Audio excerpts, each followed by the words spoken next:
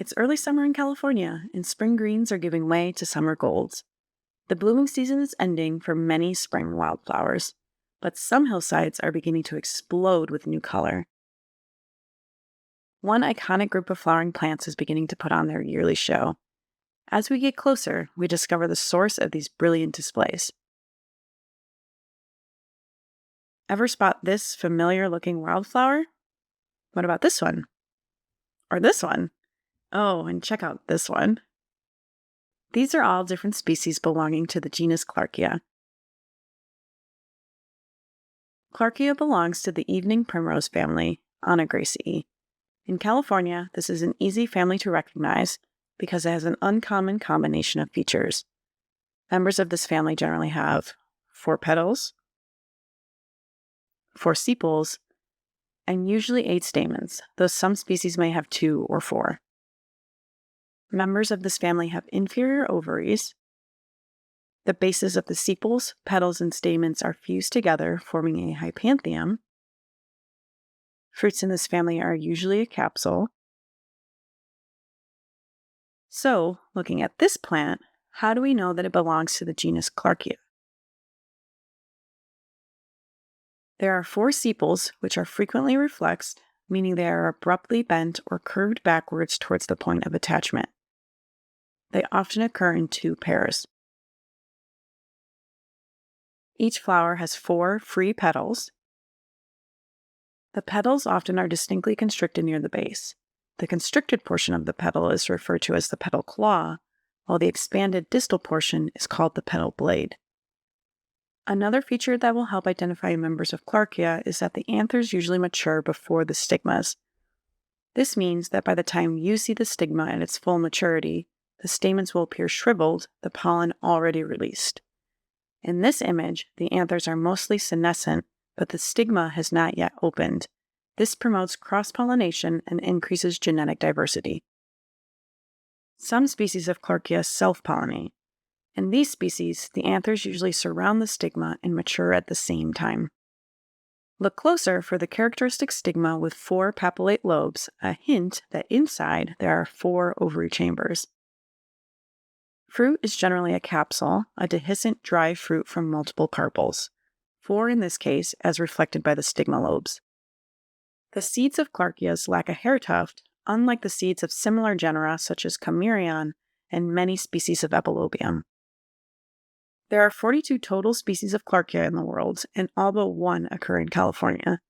Identification to the species level can be challenging. Let's look at some of the diversity in the genus and the intricate differences between species.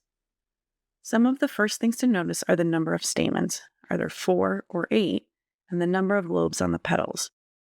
For example, Clarkia consina and Clarkia breweri have 4 stamens and the petals have 3 lobes. These are the only 2 species with 4 stamens. Some species have 2-lobed petals, like Clarkia xanthiana and Clarkia biloba, but most Clarkia have unlobed petals. The next character to examine is the inflorescence axis in bud. It may be reflexed at the tip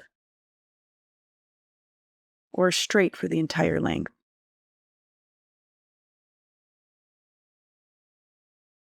When the inflorescence axis is straight, the individual flower buds may be reflexed or straight themselves. But when the axis tip is reflexed, the buds are also reflexed. Flower shape is also helpful in identification. Some species have bowl-shaped flowers, while others have rotate or flat, wheel-shaped flowers. The petal claw and blade are equally important. Some species lack a claw, like Clarkia gracilis. Some have lobes on their claws, like Clarkia rhomboidea. Another character to pay attention to is petal coloration. Clarkia flowers are some combination of white, pale yellow, pink, purple, and/or red, often with ornate patterns comprised of chevrons, speckles, and zones of contrasting colors. The 3 species pictured here are similar in many ways. The main way to tell them apart is their coloration. Clarkia modesta is the darkest of the 3, with more pronounced speckling on the petals. Clarkia similis is much more pale and with sparse speckling.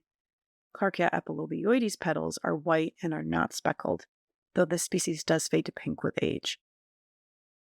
In addition to anther number, the size and shape of the anthers offer characters to aid in identification. Some Clarkias have two sets of dissimilar anthers. The inner set is smaller and paler than the outer set. The species pictured here, Clarkia cylindrica, also has differently shaped filaments. Other species have all 8 stamens the same size and color. The relationship between stamen and stigma length can be instructive as well. Some species have their stigma well exceeding the anthers at maturity. Others have the stigma shorter than or surrounded by the anthers. Even anther and pollen color can sometimes be the tell between two similar-looking taxa of Clarkia. Here we see the two subspecies of Clarkia mildredii. Subspecies lutescens has yellow, orange, or red anthers and yellow to tan pollen. Subspecies mildredii, however, has magenta anthers and blue-gray pollen. The fruit shape is yet another important identifying character. Some species have 4 grooves on their ovaries in immature fruits, while others have 8 grooves. Different species can have long and narrow fruits or short and squat fruits. There are quite a few different forms they can take.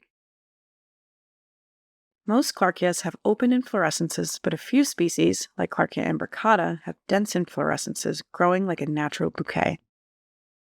Of all the many species of Clarkia, Clarkia heterandra is especially different from all others. It is the only species that has a small, nut-like fruit that doesn't open. This small fruit only has 1 or 2 seeds inside, compared to many, many more seeds inside the typical Clarkia fruit. In California, Clarkia is largely restricted to the California floristic province, occurring from the coast to lower montane zones. It is most abundant at low to mid elevations, under 1,500 meters, and occurs in a variety of habitats and soil types, including serpentine. Clarkia is largely absent from deserts, low-lying portions of the Great Valley, and alpine environments.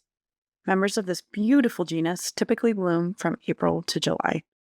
Now you know many of the most important characters used to tell the various species of Clarkia apart and where to find them. How many can you find this summer? Thanks for watching, and be sure to like and subscribe for more videos on the amazing plants of California.